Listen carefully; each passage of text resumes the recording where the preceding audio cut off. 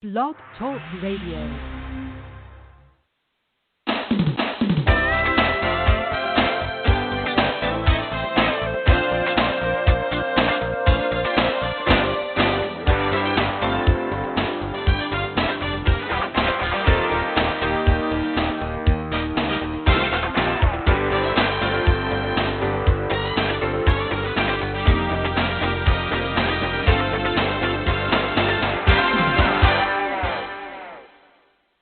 Good morning.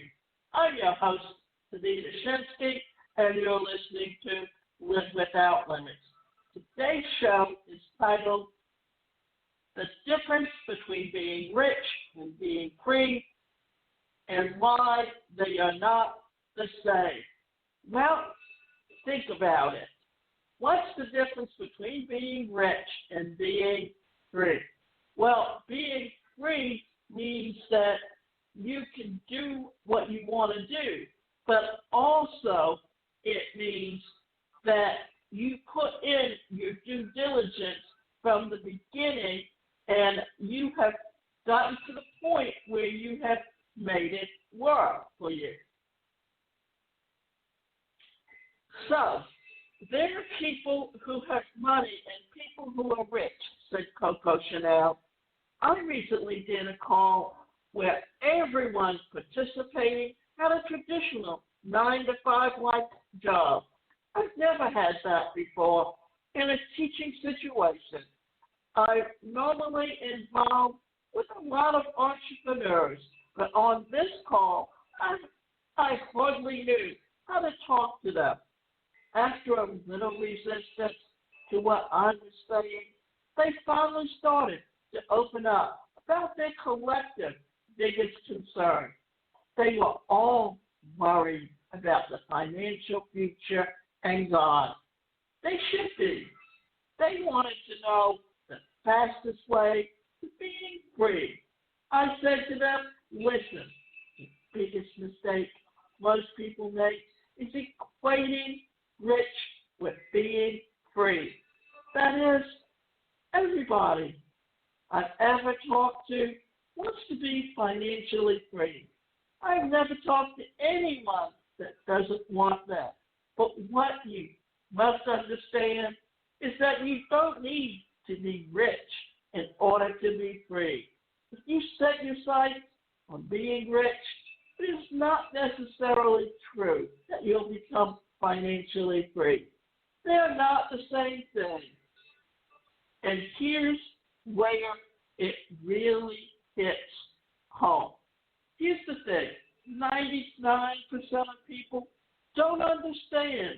You want to go for what you want, go for it as directly as possible.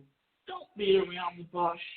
A lot of people say, well, I'm going to do what I need to do to be rich. And then the end result is that I'm going to be financially free. Maybe yes, maybe no. There are a lot of people who aren't free, believe it or not. They have to work their asses off to keep their wealth because they don't, or they didn't set it up properly.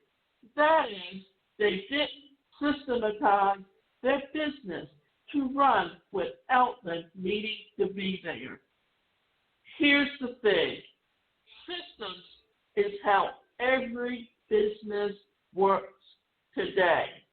A website has a system to it. And how you create that system. For instance, if you want your website to work right and your e-business, you have to have a sales funnel. You have to have an autoresponder. You also need to create opportunities for yourself to set things up so that they run and that system correctly. And what's a sales funnel? Well, a sales funnel is a process that someone goes through. For instance, it can be your lead magnet page where you get their name and email address into your autoresponder so you can create a relationship with them. That's the first thing you need to do when it comes to building and growing your business, because the money's in the mailing list. It's not just that you are out there to sell, but you're out there to build relationships, because people buy from those that they know, like, and trust. And just because you got them in your autoresponder or your email list doesn't mean that they already know, like, and trust you. All it means is they have an interest in the product that you're selling. But if you want them to purchase from you, you have to build that relationship. So here's how I would recommend going about this. Free, then rich. It takes a lot less money, therefore less time to be financially free than it does to be rich. So someone says, I'm a millionaire. I go, great. Where do you live? Because where I live, we barely can buy a house for $1 million. You see, to be rich, you probably need to be in the multi-millions. Rich is rich, but you can be free by earning, depending on your lifestyle. $65,000 a year, you can live a decent life, depending on what you're doing and your wants and your needs, especially if you have a mortgage paid and debt already handled. It's a whole different world to try and get to $20 million versus $65,000. It's the biggest problem for most people who are confusing the two. Do what it takes to get rich, which can take forever in order to be free. Free can take a very, very short time if you know what you're doing. So now, can you take the wealth and success of what comes next? If you're not living every aspect of your life at 100%, then all you have to do is be willing to learn. Because if you want to be living at 100% like other rich and successful people, by making choices based on their inner power, not fear. Fear will keep you from having what you truly want in life, and that's not the way to live. So to make sure that it doesn't happen to you, I highly encourage you to join me and learn what it takes to be rich. And think about it. If you want to be free and not rich, what do you need to do? Well, it's a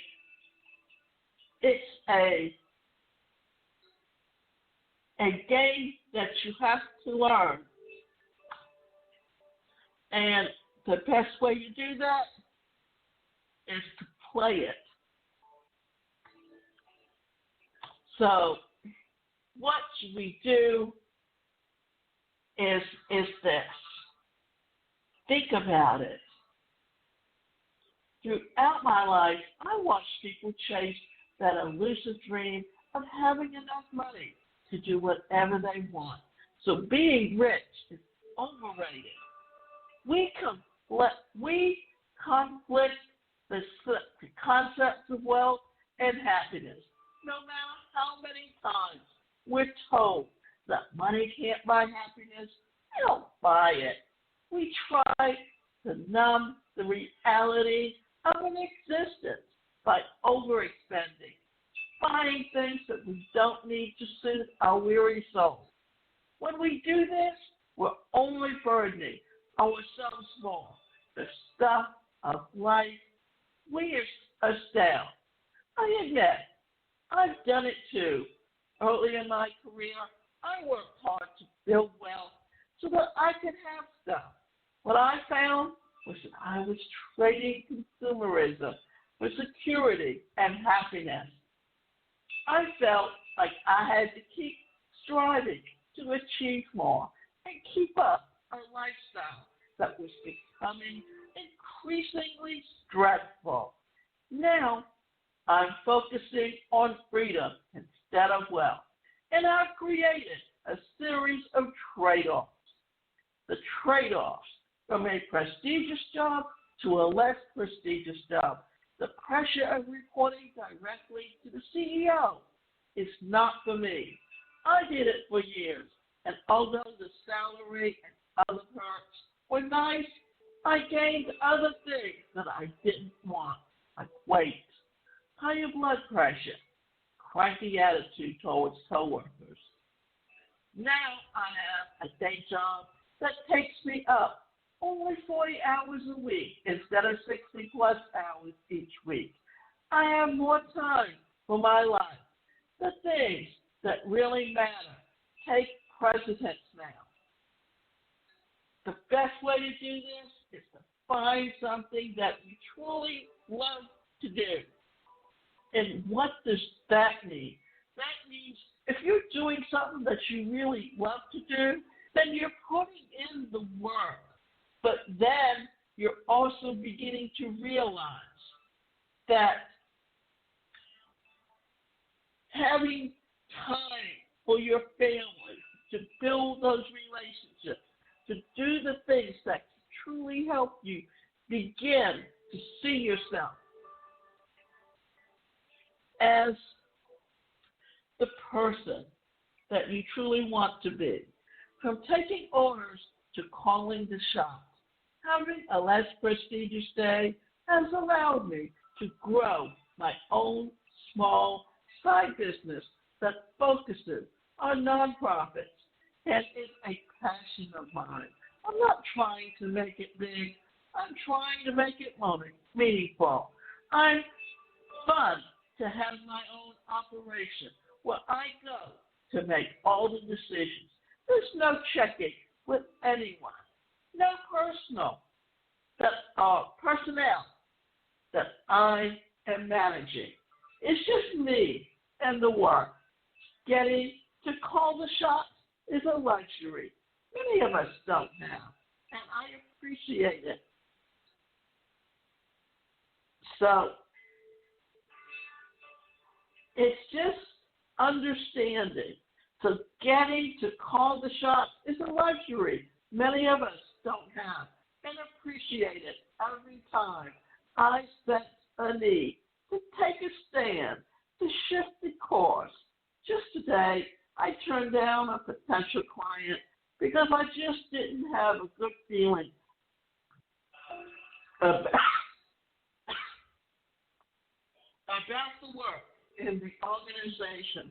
I like the control of knowing that when I need to walk away from a situation, I can do so without worrying about repercussions.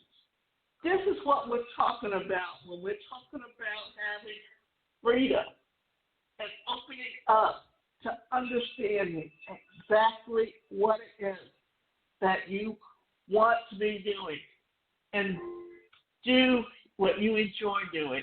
To get through such stressful times, I used to buy things. Sometimes it was a spa day. Other times, a shopping spree. Starbucks was a stop of at least once or twice a day. Car leases, vacations, where I spent half the time on the phone with work added, and financially it became hard to manage. I no longer have any credit card debt. I work hard to continue to build my savings. My family buys only what it needs, and it turns out we have more than we need all the time. Have a fulfilling, purposeful existence. Have made me less reliant on stuff as coping mechanism. From one big income stream to a few smaller ones. When I had the big job, I had one big paycheck. There wasn't time for anything else. That big paycheck was really a big set of handcuffs. I was chained to my job with little time for anything else if I wanted to hold onto the paycheck. I know that I have a few revenue streams from my regular job. My side business of writing here and the book that I published, I can actually relax a bit. I have the luxury of choosing clients and choosing what I want to write. And my life today, I love my life. It's comfortable and interesting. I am surrounded by family, friends, and wonderful pets who make me laugh. So, if you look back